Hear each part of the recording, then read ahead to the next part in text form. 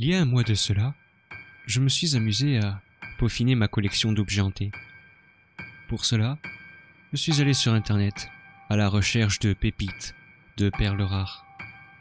Et finalement, c'est sur un site aussi banal que eBay que j'ai trouvé mon bonheur. L'annonce disait « Poupée hantée, Sally, la poupée de sang, origine, inconnue ». Elle a piqué ma curiosité et j'ai commencé à lire la description. On y parlait de phénomènes paranormaux divers et variés, des objets qui semblaient bouger dans la maison, bref, ce genre de conneries qu'on peut retrouver sur n'importe quel article dit « hanté ». Cependant, ce qui m'a troublé, et je ne sais pas si c'était une mise en scène ou si cela était vrai, c'était le fait que le propriétaire disait avoir essayé de la brûler, et qu'après l'avoir brûlée, elle est réapparue intacte. De plus, les phénomènes paranormaux auraient empiré depuis. Il cherche à s'en débarrasser de toute urgence car, selon ses dires, elle chercherait à le tuer. Bien entendu, je sais pertinemment que bien souvent, il s'agit d'une mise en scène de la part des vendeurs pour vendre un peu plus cher leur objet effrayant. Il est rare de tomber sur de véritables objets hantés. Je peux me vanter d'en avoir quelques-uns dans ma collection personnelle. Mais il est vrai que Sally dégageait quelque chose. Je l'ai donc commandée. Elle me plaisait bien après tout. Et je me suis dit qu'avec toute la batterie de tests que je faisais sur chaque objet dit hanté, je finirais bien par voir s'il se passait réellement quelque chose, ou s'il s'agissait là juste de mise en scène ridicule. Chez moi, je trie de deux façons. Les objets hantés dits réellement hantés, et les objets pseudo-hantés comme je les appelle, qui sont bien souvent des mises en scène. Je les garde car ils embellissent ma collection. J'ai commandé Sally, ainsi que 2-3 autres objets. Maintenant, il ne restait plus qu'à attendre. J'ai attendu un petit moment, un long moment en fait. Je crois que, comme bien souvent dans ces cas-là, c'est quelque chose aux alentours des 1 mois et demi. Mais j'ai reçu mes 4 boîtes. J'étais impatient de les découvrir. Lesquelles étaient vraiment hantées et lesquelles étaient juste de la fantaisie. Et j'ai commencé par la première boîte. Un colis somme toute assez banal. Un vieux carton Amazon réutilisé. Beaucoup en fait de vieux trucs Amazon réutilisés, des sachets, ce genre de choses. Le premier objet était un crâne en ivoire sculpté. Sa particularité était que selon la description du vendeur, il avait le pouvoir de maudire et d'ôter la vie à quelqu'un que l'on détestait. Un genre d'objet ultime, une arme secrète, capable d'annihiler n'importe lequel de vos ennemis. J'ai donc fait ma batterie de tests, K2, test de magnétisme, et j'en passe. Mais rien de probant. Au final, je m'y attendais. Cet objet n'a causé la mort de personne. En fait, il s'agit juste d'un objet sculpté. Le genre d'objet sculpté que l'on peut retrouver sur des sites tels que Etsy ou tout autre site de bijoux artisanal. Ceci dit, pour la mise en scène, c'était plutôt pas mal. Le second objet était bien plus volumineux et beaucoup plus lourd. Il était enfermé dans un coffre en bois. Un coffre en chêne. Quand je l'ai ouvert, à l'intérieur, il y avait un totem en bois sculpté. L'histoire de cet objet est la suivante. On disait que quiconque possédait ce totem et en prenait grand soin pouvait voir n'importe lequel de ses vœux réalisés, tous ses vœux, tous ses désirs, qu'ils soient bons ou mauvais, sans retour de bâton. J'ai eu quelques doutes quant à cet objet, mais au final, il s'est avéré qu'il s'agissait encore une fois juste d'un objet banal. Ceci dit, le vendeur ou la vendeuse, je ne sais plus, je crois que c'était une vendeuse, était une ébéniste qui savait travailler le bois. Quant à la mise en scène, encore une fois, je mettrai une excellente note. Pour le coup, ils ont failli m'avoir. Je vous ai parlé que j'avais 2 types de rangées d'objets. Les hantés et maudits et les pseudo-hantés maudits. J'ai une autre étagère, au milieu, entre les deux, Un autre endroit où je stocke les objets dont j'ai un doute, pour pouvoir faire d'autres expériences à l'avenir. L'avant-dernier objet était dans une boîte de 10 books, glanée sur le Darknet. L'ennui avec le Darknet, c'est qu'on ne sait jamais sur quoi on va réellement tomber. Est-ce qu'on va tomber sur l'objet de l'annonce, ou sur quelque chose de plus illégal, ou de plus effrayant? Ce que je dois reconnaître à ce genre de boîte, c'est qu'en général, elles ont une très très bonne mise en scène, et que heureusement, la plupart du temps, il s'agit juste d'une mise en scène, tout simplement, sans rien de plus. J'avais peur que cet objet ne soit pas dedans, mais il y était. Il s'agissait d'un magnifique serpent en airain. Ce qu'on disait de cet objet, c'est qu'il jouait beaucoup sur le double tranchant. Il avait beaucoup de 2 en 1 en quelque sorte. Laissez-moi vous décrire cet objet merveilleux que j'avais entre les mains. Il s'agissait d'un serpent, magnifiquement ciselé, magnifiquement sculpté, en airain. Le serpent avait un style un peu égyptien, et il était accompagné d'un crapaud japonais, en airain lui aussi. En fait, le tout était en airain. Ce crapaud, c'est le crapaud de la fortune chez les Japonais, au même titre que le chat. Ce qu'on disait de cet objet, c'est qu'il était capable de repousser, d'annihiler, et de servir de protection contre les forces occultes, les mauvais esprits, et même les démons. Je disais que c'était un objet qui avait beaucoup de 2 en 1, et c'est vrai.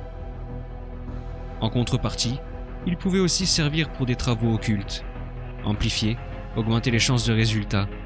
Un autre 2 en 1 qu'il possédait était le fait de pouvoir apporter fortune dans tous les aspects de la vie, aussi bien dans le travail qu'en richesse ou en amour. Il semblait déjà bien plus crédible que le totem de bois. Mais les expériences ne donnant rien, je l'ai placé dans la catégorie des objets n'ayant aucun pouvoir. C'est dommage. Et le dernier objet, pas des moindres, c'était un objet que j'avais commandé sur eBay. La fameuse poupée démoniaque et satanique, Sally, la poupée de sang. Pas vraiment de mise en scène pour elle. Ah si, peut-être le fait que dans sa boîte elle était ligotée, enfermée dans plusieurs sacs plastiques, et avec du gros scotch qui enroulait le tout. Pas le petit scotch, non. Le gros scotch noir dont on se servait contre les crocodiles, par exemple, pour leur maintenir la gueule fermée. Si, c'est pas des conneries. Ce scotch-là est tellement résistant et colle tellement fort. J'ai ouvert le tout, précautionneusement, et je l'ai vu.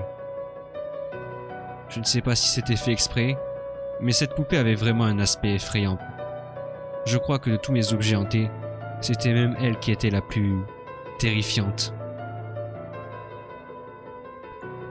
J'ai commencé à faire ma batterie de tests, comme pour n'importe lequel des objets, en fonction de leur description, si c'est bien décrit, et par pitié, si vous voulez me vendre ce type d'objet ou me les offrir, décrivez-moi précisément leur capacité.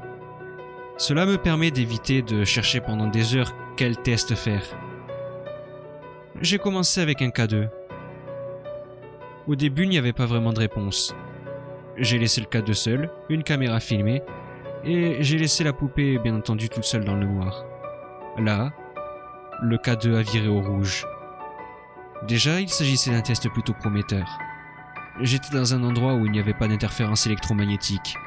Donc s'il y avait des interférences électromagnétiques, c'était forcément l'un de mes objets hantés ou la poupée. J'avais très peu d'objets qui possédaient une telle puissance magnétique. Le seul qui avait cette puissance magnétique, à part Sally, était une boîte à musique, faite en bois de fer. Mais c'est tout.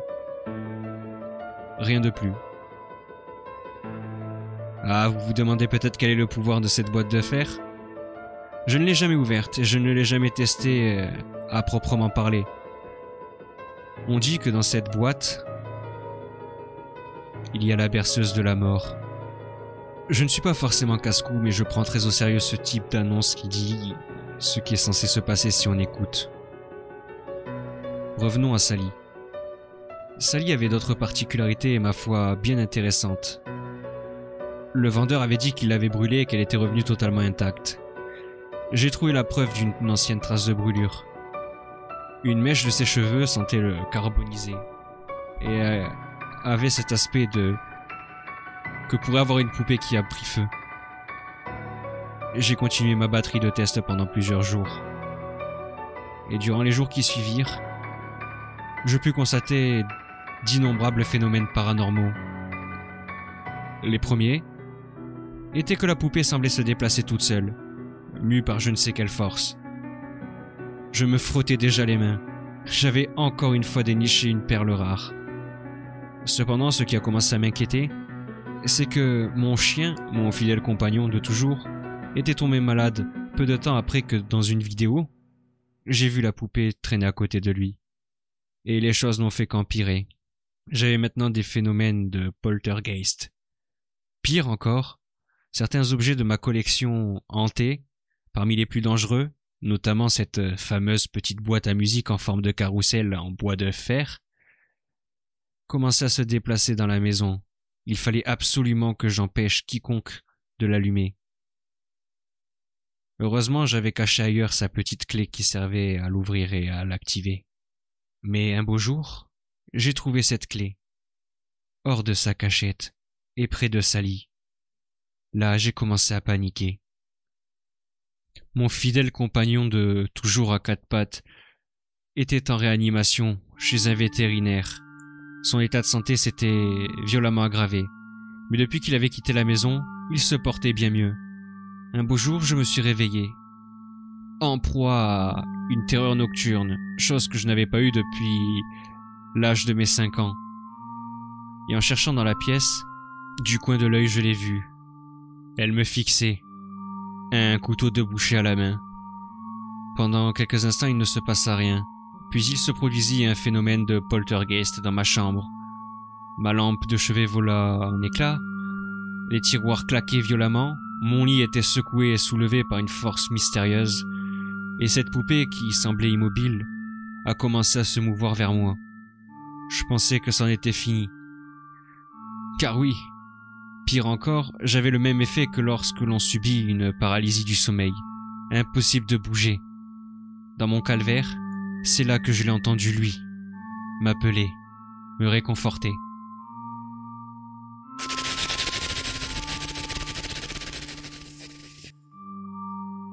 Je peux te protéger si tu me le demandes.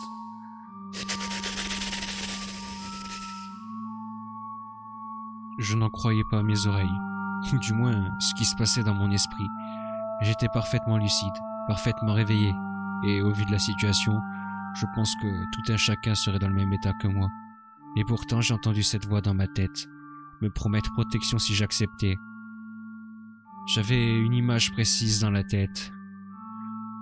Je voyais des écailles couleur or, un regard couleur émeraude.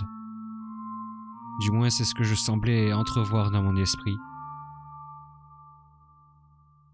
J'ai tout de suite pensé dans ma tête que j'acceptais et demandé ce que je devais faire en échange ou comment je pouvais me rapprocher de mon protecteur. La réponse ne se fit pas attendre.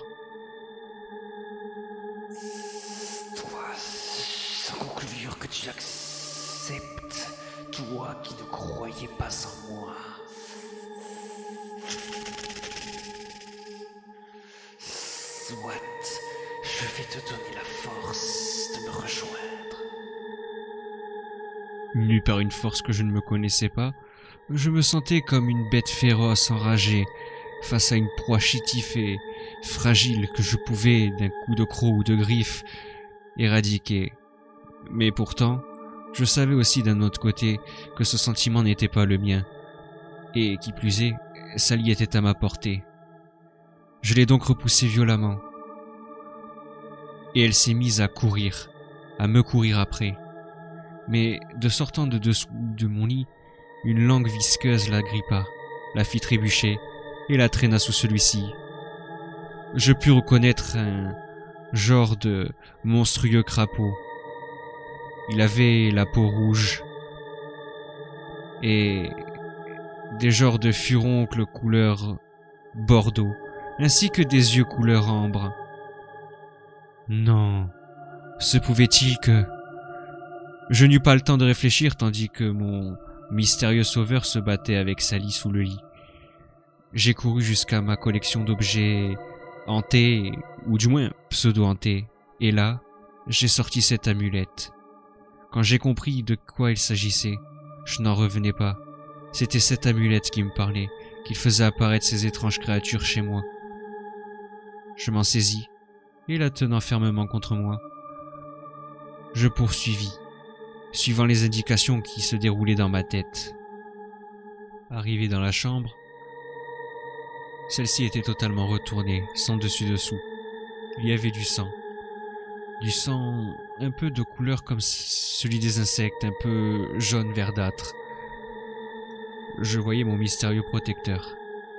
Il avait réussi à vaincre cette poupée de sang, Sally la sanglante. Du moins à l'immobiliser car elle se débattait comme une diablesse, dans un espèce de mucus. Je fis donc ce que m'avait dit de faire le serpent dans ma tête. J'ai tendu dans la direction de Sally cet objet, cette amulette, et tout s'est stoppé net. Elle a arrêté de bouger. Tous les objets qui étaient en lévitation se sont fracassés violemment sur le sol, se brisant. J'ai continué de suivre les indications qui m'étaient indiquées. Apparemment, mes deux sauveurs m'avaient dit de ne pas s'inquiéter et qu'ils ne craignaient absolument rien, qu'importe les blessures physiques. Tant que leur artefact était intact, ils étaient invulnérables. J'ai donc placé Sally dans un emplacement qui lui serait propre à elle. Et j'y ai placé cet étrange objet qui m'avait sauvé la vie. En passant le K2 sur mes différents objets hantés, notamment les plus réactifs, je pus constater que plus rien ne réagissait. Il y avait plus cette sensation étrange. Tant que cette étrange amulette était à leur portée, ils étaient canalisés, calmes.